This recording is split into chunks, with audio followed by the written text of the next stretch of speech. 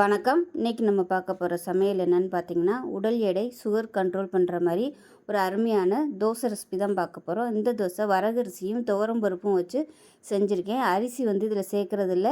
உடல் எடை sugar level control பண்ணணும்னு நினைக்கிறவங்க தாராளமாக அந்த தோசை டெய்லியும் எடுத்துக்கலாம், காலையிலையும் எடுத்துக்கலாம், நைட்டுக்கும் எடுத்துக்கலாம்.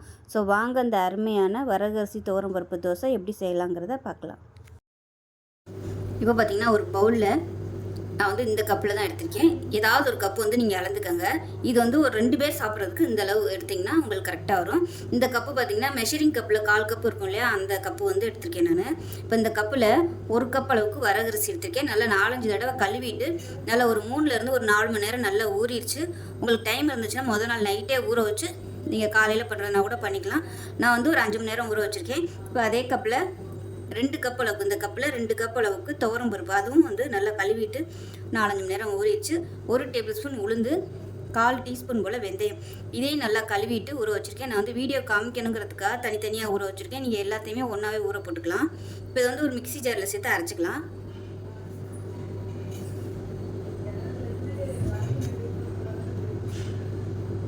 இப்போ இது ஒரு மிக்ஸி ஜாரில் சேர்த்துட்டேன். இப்போ இதில் காரத்துக்கு தேவையான அளவு வரமிளகா சேர்த்துக்கலாம். நான் ஒரு 2 வரமிளகா மட்டும் சேர்த்துருக்கேன். ஒன்று சின்னதாக தான் இருக்குது, கம்மியாக தான் நான் சேர்த்துருக்கேன். காரம் உங்களுக்கு எவ்வளோ தேவையோ அதுக்கு தகுந்த மாதிரி சேர்த்துக்கோங்க.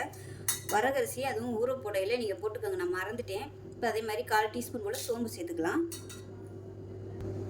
இப்போ இதில் ஒரு பல் பூண்டு, அதே மாதிரி சின்ன துண்டு இஞ்சி சேர்த்துக்கலாம். இப்போ அரைச்சிட்டு வந்துடலாம். கெட்டியாகவே அரைச்சிக்கோங்க. தேவைப்பட்டால் நம்ம ஊற வச்சுருந்த அந்த தண்ணியை சேர்த்து அரைச்சிக்கலாம்.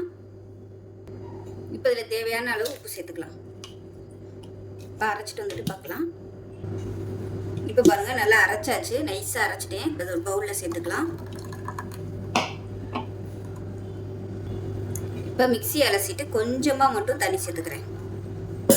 இப்போ நல்லா கலந்து விட்டுட்டு இது ஒரு 2 மணி நேரம் புளிக்கட்டும். உடனே ஊற்றுறதுனால நீங்கள் ஊற்றிக்கலாம். கொஞ்சம் லைட்டாக புளிக்க விட்டுட்டு ஊற்றுனீங்கன்னா டேஸ்ட்டும் நல்லாயிருக்கும். நல்லா பபுள்ஸ் நிறைய வரும் தோசை ஊற்றையில். நீங்கள் காலையில் நைட்டே ஊற வச்சிட்டிங்கன்னா காலைல ஒரு 6 மணியை போல் அரைச்சிட்டு ஒரு 7:30-8 மணிக்கு ஊற்றுறதுக்கு கரெக்டாக இருக்கும். இப்போ இது புளிக்கட்டும். ஒரு 2 மணி நேரம் கழித்து பார்க்கலாம். 8 பல் பூண்டு சேர்த்துக்கலாம். மீடியம் சைஸாக ஒரு பெரிய வெங்காயம் கட் பண்ணி வச்சுருக்கேன். இதுக்கு பதிலாக ஒரு 10 சின்ன வெங்காயம் சேர்க்கறதுனாலும் சேர்த்துக்கலாம். இது கூடவே ஒரே ஒரு தக்காளி, அதையும் சேர்த்துக்கலாம். காரத்துக்கு தேவையான அளவு மிளகாத்தூள் சேர்த்துக்கலாம். நான் 1 டேபிள் ஸ்பூன் அளவு சேர்த்துருக்கேன். சின்னதாக நெல்லிக்காய் சைஸுக்கு புளி சேர்த்துக்கலாம். தேவையான அளவுக்கு உப்பு சேர்த்துக்கலாம். இப்போ இதை நல்லா அரைச்சிட்டு வந்துடலாம். தண்ணி ஊற்றணும்னு அவசியம் இல்லை. இப்போ நமக்கு சட்னி ரெடியாக ஆயிடுச்சு. இப்போ நம்ம தாளிச்சிக்கலாம். இப்போ இதில் தேவையான அளவுக்கு எண்ணெய் விட்டுக்கலாம்.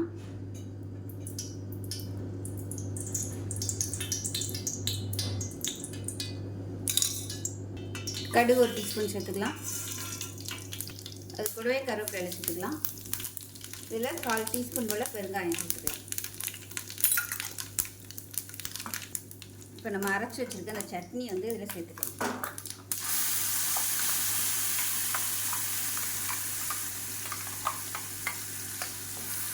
நல்லா கலந்துட்டு பச்சை வாசனை போகிற அளவுக்கு மட்டும் லேசாக கொதிக்க விட்டால் போதும். ரொம்ப கொதிக்கணும்னு அவசியம் இல்லை. இப்போ நல்லா கொதிச்சிருச்சு, அமர்த்திடலாம். இப்போ பாருங்கள், நல்லா ஒரு 2லேருந்து ஒரு 3 மணி நேரம் நல்லா விட்டாச்சு. லைட்டாக அந்த பபிள்ஸ்லாம் வர ஆரம்பிச்சிருச்சு. இப்போ நம்ம தோசைக்கல்லை காய வச்சு தோசையாக ஊற்றிக்கலாம். இதில் விருப்பம் இருந்தால் நீங்கள் பொடியாக நறுக்கின வெங்காயம், பொடியாக நறுக்கின கருவேப்பிலை, கொத்தமல்லி இதெல்லாம் கூட நீங்கள் சேர்த்துக்கலாம். நான் இன்றைக்கி ப்ளைனாக தான் ஊற்றுறேன். இப்போ கல் நல்லா காஞ்சிருச்சு. இப்போ தோசையாக ஊற்றிக்கலாம். நல்லா மெல்லிசாக தோசை ஊற்றுறதுக்கு சூப்பராக வரும். கல் ரொம்ப காய விட்டுறாதீங்க, இல்லைன்னா திரண்டுக்கிட்டு தோசை ஊற்ற வராது. அதனால்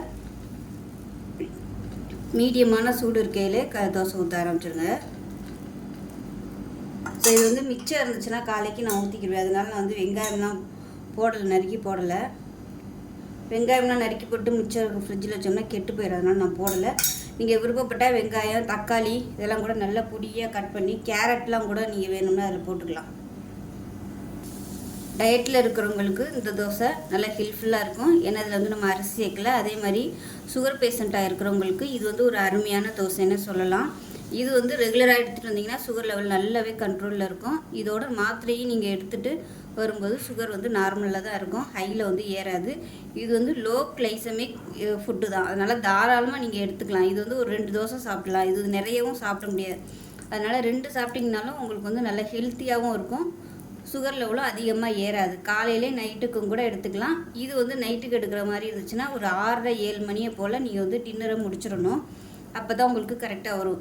8 மணி 9 மணிக்கு மேலே இது சாப்பிட்டிங்கன்னா உங்களுக்கு செரிமானமாக லேட் ஆகும். ஒரு 6:30 7 மணியை போல் சாப்பிட்டிங்கன்னா உங்களுக்கு அடுத்த 2 மணி நேரத்தில் சுகர் லெவல் வந்து நார்மல் ஆயிரும். ரொம்ப ஹையில் வந்து போகாது. இதை சாப்பிட்டுட்டு உடனே மாத்திரை சாப்பிட்டிங்கன்னா உங்களுக்கு சுகர் வந்து 2 மணி நேரத்தில் படுக்க போகிறதுக்குள்ள சுகர் வந்து நார்மலுக்கு வந்துடும். வீட்டில் வந்து சுகர் பார்க்குற அந்த கிட்டு வச்சுருந்திங்கன்னா இதை சாப்பிட்டுட்டு மாத்திரையும் போட்டு நீங்கள் செக் பண்ணி பாருங்கள். கண்டிப்பாக சுகர் லெவல் வந்து நார்மலில் தான் காமிக்கும், ஹையில் காமிக்காது. இப்போ இதை வந்து திருப்பி போட்டுக்கலாம்.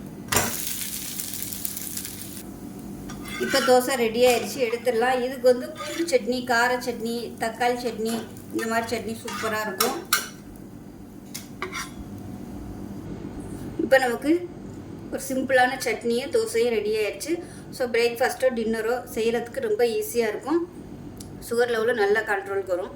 ஸோ செஞ்சு பாருங்கள், செஞ்சு பார்த்துட்டு எப்படி வந்துச்சுங்கிறத சொல்லுங்கள். வீடியோ பிடிச்சுன்னா லைக் பண்ணுங்கள், கமெண்ட் பண்ணுங்கள், சேனலை சப்ஸ்கிரைப் பண்ணுங்கள், பக்கத்தில் உள்ள பெல் பட்டனையும் ப்ரெஸ் பண்ணுங்கள். நன்றி.